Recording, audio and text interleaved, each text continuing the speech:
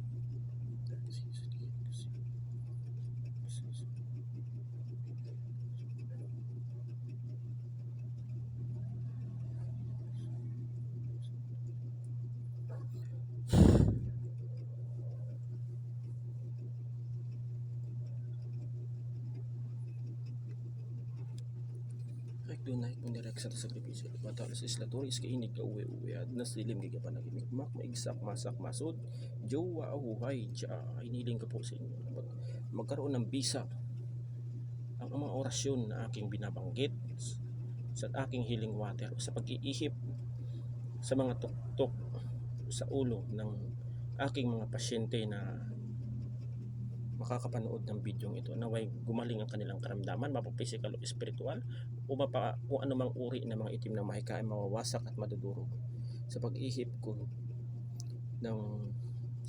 ko ay mawawasak ang lahat ng mga uri ng itim na mahika na ginawa ng kanilang mga kalaban.